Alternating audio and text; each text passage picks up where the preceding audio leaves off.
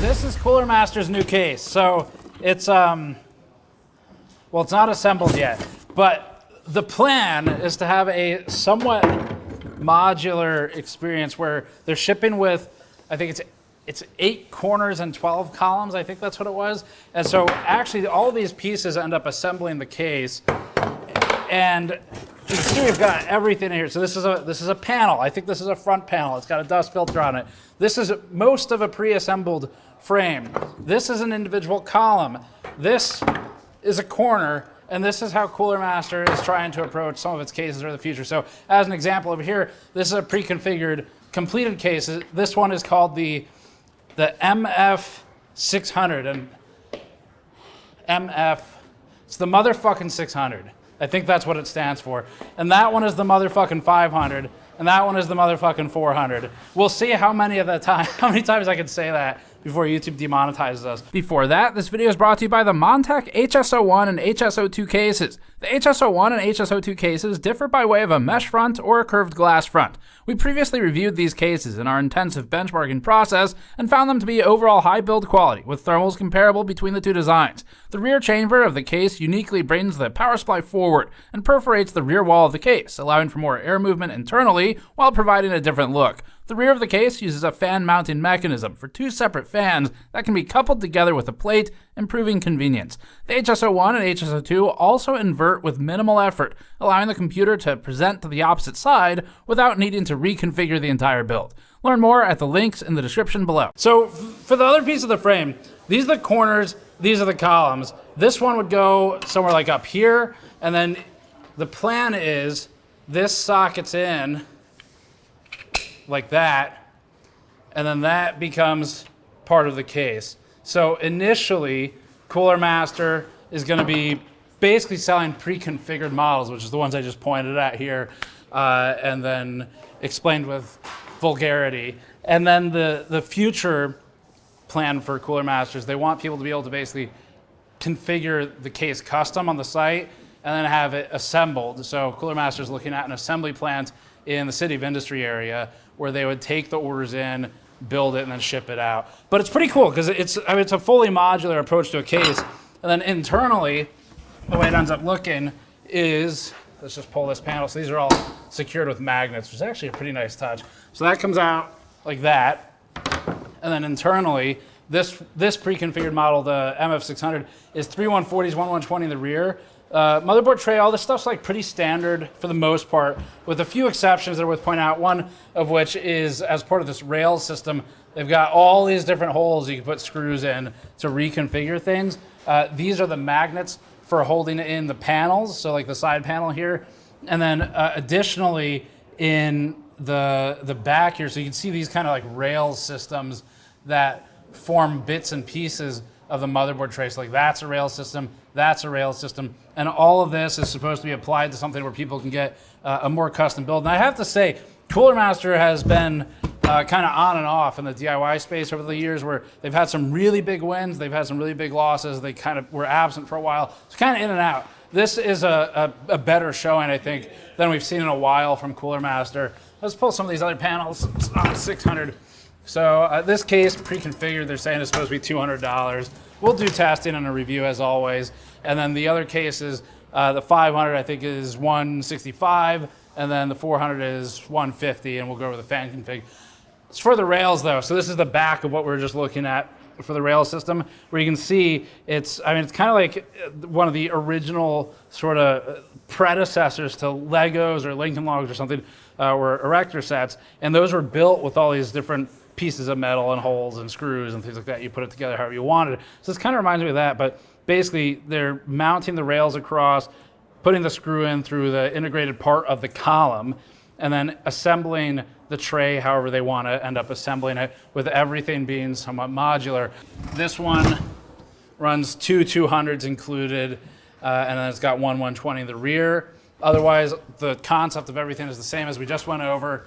And then this one, which is a very large micro ATX box, is running 2 200s in the bottom, which is most of the reason it's so large. And then it also has 1 120 in the rear. So that's the MF series that they're going towards.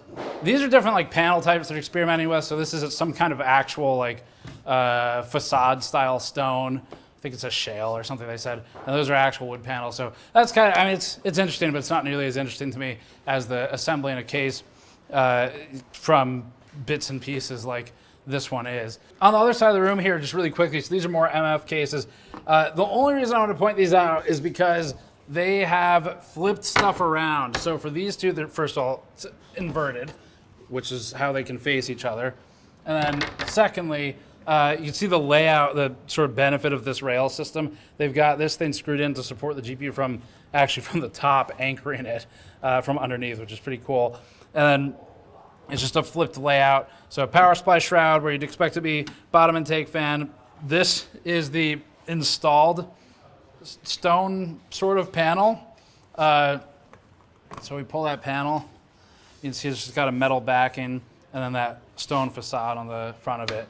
And otherwise, that's going to be it for the rest of this case and how it can reconfigure. So let's move on to the next part. There's a lot of other stuff at Cooler Master, so let's do a quick run around the room, and then we'll get into detail on the rest. So this is the updated Cosmos. They've got the NVIDIA like DGX style front. This one has thermal baffles in it. So on the inside of the case, they have these different cooling ducts to try and guide the airflow through it. I have some criticisms of this execution, but overall an interesting idea. On the cooling side, so we talked about the V4 coolers of the 3D heat pipes. We have a whole separate video on those. Let's grab this one. And just if you missed that video, it's basically the heat pipes with another pipe protruding from the center. And we did a whole bunch of testing on some early pre-production bits and pieces of those. The V8 we did not have though. So this is a V8 3D heat pipe model. They are kind of tackling the thing that AlphaCool massively fumbled when it, in my opinion, effectively lied on its marketing. So AlphaCool had this full metal fan that they shipped a while ago. Cooler Master is now trying to get into the full metal fan thing, where the blade and the actual frame are both aluminum on this. And then they've got some mixed pieces as well. The cooler, we're gonna skip the liquid cooler. Don't really care about that. The other cases here, this is where we get into the problem, all right? So this is the Cooler Master issue that they have right now. First of all, when I started to film, Cooler Master said, and if we could just get a kind of tight shot here. Cooler Master said, marketing would love it if you would say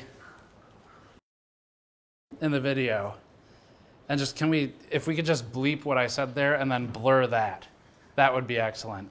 So that's the deal with this is I will say that word only if we can have a very open conversation about what I'm trying to help, okay?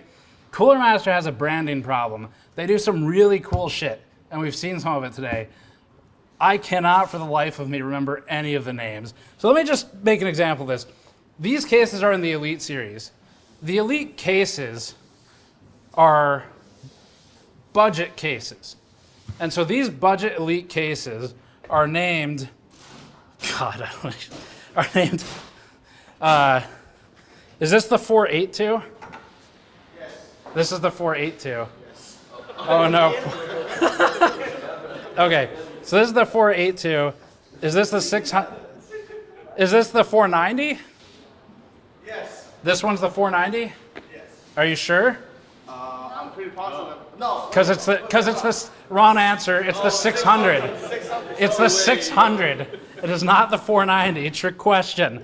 What is this one? This, okay. So here's what we got for names.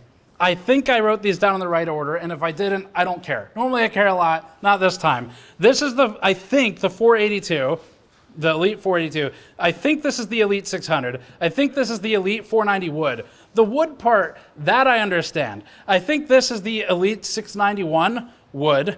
This, I think, is the 690. Is this 3 or 2? So this is the 693. And there's another trick question. And then this is the 692. This is the Sanbai Ma. Elite 302. 02. All right, teamwork. Elite 302. This is the Elite 502. Okay, So let me just run it back. 482, 600, 490, 691, 693, 692, 302, 502. Those are the product names. If I then review one of these and I say, this is a great case, I love this case, and then in 3 months I want to recommend it, I'm going to go, cases you should consider are the Fractal Metrify 3, the Lanley Landcoal 217, 207, either of them, the 011. Maybe we get into the Fractal North. Maybe we get the Antec C8 or the Flux Pro. And then I'm going to say, or that, well, I don't remember what it was called, but the Cooler Master one. And then it'll be up to you to try and find it. So for Cooler Master, my honest, genuine feedback is please, we've got the motherfucking 600, easy. I can remember that. But let's unfuck these names. That's all I would like to see. Anyway, so that's my spiel. I'm trying to help. So for the rest of these, let's get into, we'll do a bit of the Cosmos. We did like 2 takes of this already. It was but difficult because this case is so huge, it's hard to film around. So we'll do a really short version. So the way the baffles are designed, they're trying to bring air in straight through these channels. There's a channel for the CPU here. It's exposing the fin stack, the V8 cooler. They're trying to do basically this idea of like an engine cover or something. The GPU is a separate baffle down there. So they're trying to isolate the flow. In theory, this should work really well. I would love to see this idea applied to some of the more affordable cases, like these ones, where they're not like the elites where they're budget, which is a whole different topic, but they're more in that mid-range category. Those would be really cool with the baffle idea, especially because they're already like kind of configurable. So that would be pretty cool to see because they should help with thermals. There's small detail like you can spin around the back, but fans can be mounted to the rear here. That would help with pulling air out as it accumulates from the GPU, especially because the GPU spews towards the motherboard and towards the wall of the baffle, which could cause a recirculation issue. So the solution to that is a fan to pull the air out. And then if we move over to this one, this is also a pretty interesting case because it's the Cosmos again, except internally they're running liquid cooling, a distro block, and then on the back side you can see a fan there. So there's 2 180s exposed on this side, there's another 2. So there's 4 180 fans mounted to a radiator. We'll come back around this side where I think by my off the top of my head math, I think you could call this like a 720 if you wanted to or something. So we could do the 4x180 in the comments if you want, but I think that's what it comes out to. And currently they're pulling. So pulling air in through this radiator. It's interesting. I mean, it's kind of a cool thing. It's like basically the side panel is very close to just being a rad itself. And then as far as the air, it is unfortunately blowing straight into the wall of the motherboard tray. But the plan, Cooler Master says, is to pull the air up and out through more 180s in the top. And then they'd like to move this down to the bottom, which is already possible to get out of the way of the fans and try to evict it out the top and back. Front of the case for the Cosmos, I'll call it the special edition. This is the NVIDIA DGX shroud, which Cooler Master actually manufactures. So Cooler Master, we went to their factory years and years ago. They were making this DGX like sort of sponge-like mesh for the front of its cases, its mini server cases.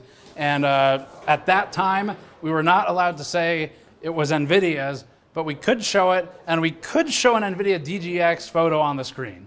And now we can actually say that this is in fact like the same exact style and approach to manufacturing.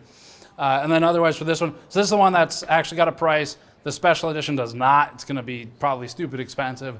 But this Cosmos is supposed to be around maybe $400, and all these numbers I'm giving today are pre-tariff. So that's for the Airflow one. And moving on, some of the next stuff. There is so much stuff here. Let's do these. These cases, they are calling these the, oh, hang on, we've got the naming thing again. So that's MF. It's MF 600, 500, 400, and then this one is the MF 360. The 360 is because you can see it on all sides. And to give them credit, it is actually really good looking. It's going to have some thermal challenges. Comes out looking pretty good though. This one doesn't have a name yet. This one also uses the frame system. So you can see here the corner and the pieces of these are still called columns even though they're rows, but you can see the corner, there's a spreadsheet joke for people. Corners, rows, columns. So it's using the MF system. It is, however, called the Cooling X. So this is a pre-built system that Cooler Master's working on. And even though it uses the MF series of frame components, It is not the MF Cooling X. It might be when it's standalone, but not like this. And we can talk about that naming later. But from an actual component standpoint, now that we've got the marketing out of the way, these two side pieces here, so this is just a display. It looks pretty nice though, and Cooler Master might want to try and bring this to be used on other cases or just externally on the desk or something like that. The cooling solution, it's similar in sort of the ID of the one we saw on the Cosmos over there. Different execution though in some ways. And then for the rest of the panels, I mean, it's all the same that we were just looking at, where it's got the, well, this one's actually an L shape, so we'll do the top instead. But it's got the magnetically attached panels. This is really good porosity. I mean, the material is pretty nice. It is overall well built. And then on the top, there's these two offset fans. So one's supposed to try and help pull air through the back, such as if you have radiators back there, which this is currently configured with the same cooling setup as the Cosmos was. And then the other one's more up front, which should help get it up and out of the way of the front side of the chamber, which is why they're offset like that. It's to pull from two different sides. So it's kind of cool. Let's go over, well, actually, we'll do this one quickly first too. So this one, the 360 is just a showcase fish tank PC where they've got it displaying sort of on both sides. So we've got a distro block here, tubes routed through on both sides. I think this is actually a dual loop.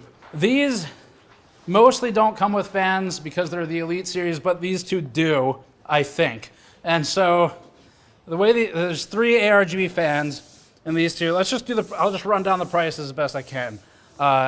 I didn't bother to learn the specs because I can't learn the names, so they don't matter. But I think the prices, so I think $482, $50. I think the 600 is $65. I think the 490 wood is $50. The 691 wood is $60. The 693 is $60. The 692 is $70. Okay, I had to make sure I didn't lose my place on the map. The 302 is $40, and then the 502 is $60. So the $40 case is pretty interesting. And then some of the $50 cases are interesting as well. Cooler Master is trying to actually get back into like some of the budget cases. And we have, again, they've kind of in and out of the market. So right now it looks like they're in. They've got a lot of stuff.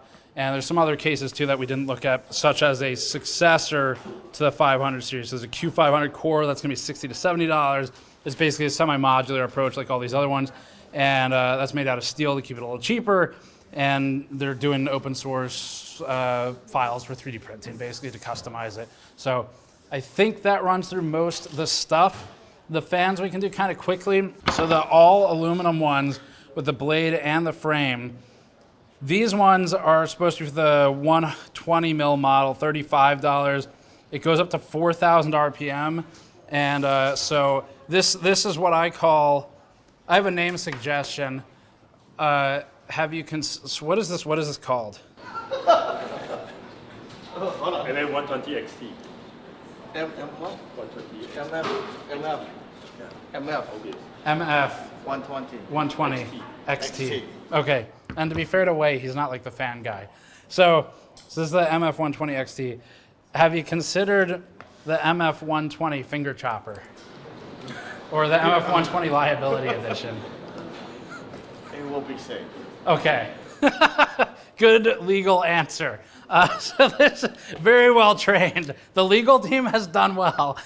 So it's got the aluminum frame, goes up to 4,000 RPM, and then they're going to do a remote control through this piece, basically. So it can be button controlled currently for the RPM, but the plan is to have an external remote. And as for the other specs, this is a dual ball bearing solution. My understanding is that as the fans potentially, like the blades on the hub, get heavier, but also spin at a faster speed, that dual ball bearings can sometimes be better for that. I haven't looked into that too much myself. For the FDBs, so the other fans where they have a mixed material composition, so this is a plastic fan blade and then an aluminum frame. These are FDBs, and these are 9.5 millimeters tall for anyone keeping track with the Haven coverage. And then as for the clearance, this is actually pretty cool too. So clearance between the fan blade tip and the frame is really important to performance. The closer you can get it, the better the performance is going to be. The biggest challenge with it is without using expensive materials, any fan company runs into problems where, first of all, through aging, it can expand and start clipping the interior of the frame. And that causes a problem. And then secondly, yields are just a problem. So manufacturing it in a way where the blade doesn't ever clip that's challenging. And so the solution to it is either LCP, which is incredibly expensive, or metal, because it doesn't really deform, which is also expensive. But the benefit to metal and to LCP is that they can get the blades way closer. So right now, Cooler Master says that it is at about a 0.8 millimeter distance from the fan tip, the blade tip, to the inner frame, which is pretty good. They're targeting 0.6 by the time this launches with some more manufacturing revisions. That is not final. That's kind of the ambition, but would be a great spec to hit if the rest of the specs are good on the fan. So that's pretty cool too. I actually do want to test those. Alpha Cool super fucked up their fans when they did all metal. So that'll be interesting to revisit. This is video cards. Video cards, it's not normally something Cooler Master does. So for this one, let me just, I always make such a big deal about that in the movies. So for this is a 4.2 sometimes slot card. And basically, there's these adjustable slats on the shroud where you can move it to a 15 mil, a 25 mil, or a 30 mil thick fan. And Cooler Master is trying to design its own.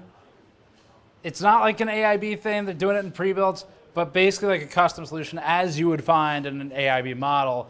It's just this isn't pre-built, it's not sold separately.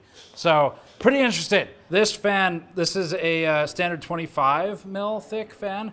And so this is configured to where when it screws into the shroud, they're going to use these middle notches to expand for a 25. Now going up, that'd be a 30. And again, it's kind of interesting. It's what Noctua was doing, where Noctua is working with ASUS, which is what Cooler Master is doing now, to modify existing models of video cards, of coolers, and throw their fans in it. Actually, that's aluminum in there for the base plate. And then for the rest, they're using a vapor chamber. So it's not a 3D VC, it's a vapor chamber, which we can see in here. There's the pipe from sealing it.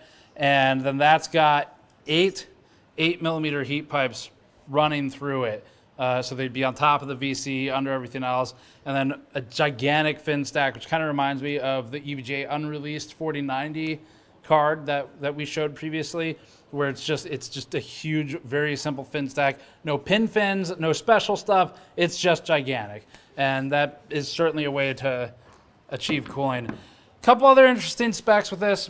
It is almost 7 pounds, so it's 3.2 kilograms, 3.2 kilograms for this for the card assembled.